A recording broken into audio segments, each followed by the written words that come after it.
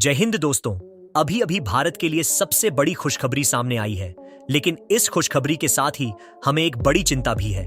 तेल माफिया देशों के लिए यह दुख खबरी है, जिन्होंने अपना तेल कार्टेल बना रखा है और एक गैंग के साथ मिलकर तेल में मुनाफा कमाने के लिए विभिन्न तकनीकों का उपयोग कर रहे हैं। इसमें भारत और चीन जैसे देशों की तेल आवश्यकता के लिए इन पर पूर्ण रूप से निर्भरता है। इन तेल माफिया देशों ने अपने आप को इतना भारी बनाया है कि वे तेल खरीदने वाले देशों को लूटने में कोई कसर नहीं छोड़ते हैं, जैसे कि कपड़े उतारने के लिए तैयार हो रहे हों। इसके परिणामस्वरूप आज इन देशों के लिए यह खबर बहुत बुरी है। लेकिन यह खबर क्या है, चलिए मैं आपको इसकी विस्तार से जानकारी देता हूं। इस समय भारत की यूनियन कैबिनेट ने एक एमओयू को मंजूरी दे दी है। एमओयू क्या है, यह जानने के लिए हमें दक्षिण अमेरिका के एक हाइड्रोकार्बन सेक्टर कंपनी के साथ किए गए एक मेमोरेंडम ऑफ अंडरस्टैंडिंग की बात करनी है। इसका मतलब है कि हमने उस देश के साथ मेलजोल करते हुए उससे तेल खरीदने का एक समझौता किया है। इसकी पूरी जानकारी मेरे पास है और आप भी स्क्रीन से पढ़ सकते हैं। अब इस एमओयू की डिटेल्स पर चर्चा करते हैं।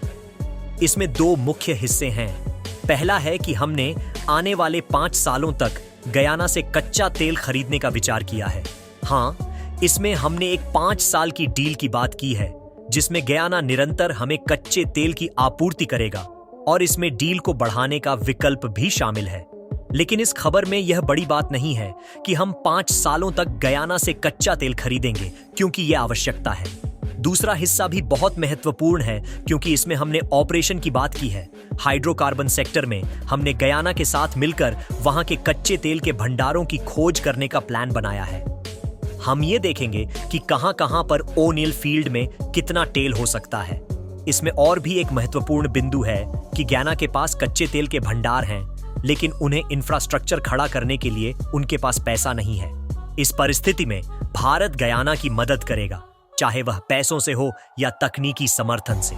इसके बाद दोनों देश मिलकर इस कच्चे तेल को निकालेंगे, खासकर जब भारत इसके ऑपरेशन को संचालित करेगा। चलिए अब हम इस एमओयू की विवरणों पर विचार करें। इसमें 2 मुख्य हिस्से हैं। पहले, हमने आने वाले 5 सालों के लिए गयाना से कच्चा तेल खरीदने का प्लान बनाया है। हाँ, इसमें हमने एक 5 साल की डील की बात की है, जिसके अंतर्गत गयाना हमें निरंतर कच्चे तेल की आपूर्ति करेगा और इस डील को बढ़ाने का विकल्प भी शामिल है। लेकिन इस खबर में यह कोई बड़ी बात नहीं है, क्योंकि इसकी आवश्यकता है। दूसरा हिस्सा भी बहुत महत्वपूर्ण है, क्योंकि इसमें हमने ऑपरेशन की बात की है। हाइड्रोकार्बन सेक्टर में हमने गयाना के साथ मिलकर वहां के कच्चे तेल के भंडारों की खोज करने का प्लान बनाया है। हम ये देखेंगे कि ओनिल फील्ड में कहां-कहां पर कितना तेल हो सकता है।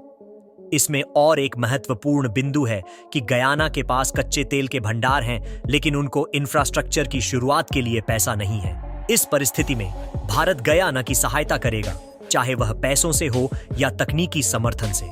इसके बाद दोनों देश मिलकर इस कच्चे तेल को निकालेंगे, खासकर जब भारत इसके ऑपरेशन को संचालित करेगा, तो इससे भारत को यहां से सस्ता कच्चा तेल मिलेगा।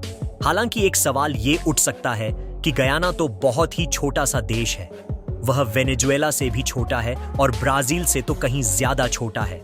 ऐसे में यहां इतने तेल के भंडार हो सकते हैं कि यह भारत की जरूरतों को पूरा कर सके।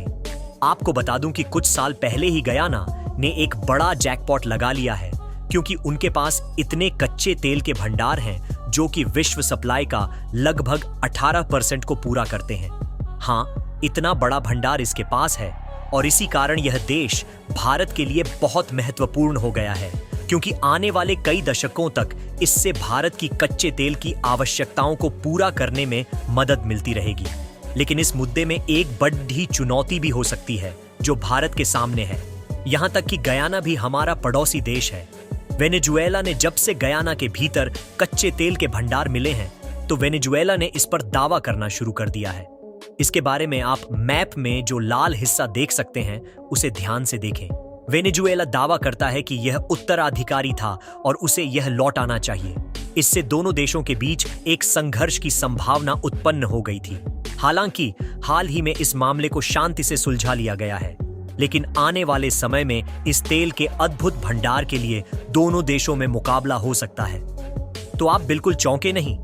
हालांकि मैं इस पर एक विशेष वीडियो लाने जा रहा हूं जिसमें इस क्षेत्र की ऐतिहासिक महत्वपूर्णता को समझाया जाएगा। हालांकि एक समस्या यह है कि वेनेजुएला के अंदर भी बहुत अधिक तेल है और ये तेल भारत को बेचते हैं और वे ठीक ठाक रेट पर डिस्काउंट भी प्रदान करते हैं और उनके साथ हमारे बहुत लंबे संबंध हैं। इस तरह जब दोनों देश भविष्य में मुकाबले करेंगे तो भारत को एक चुनौती से गुजरनी पड़ सकती है, क्योंकि अगर भारत इस मामले में न्यूट्रल रहेगा तो यह संभावना है कि भारत दोनों देशों के तेल भंडारों से यानी कि उनके तेल भंडारों से हाथ धो सकता है, क्योंकि दुनिया ने इस मुद्दे पर अपने अपने पक्ष को चुनना शुरू कर दिया है। हालांकि इस मामले पर कोई नई जानकारी आती है तो मैं आपको सूचित कर दूंगा, इसलिए मैंने आपसे सब्सक्राइब करने का अनुरोध किया है। धन्यवाद और बहुत धन्यवाद।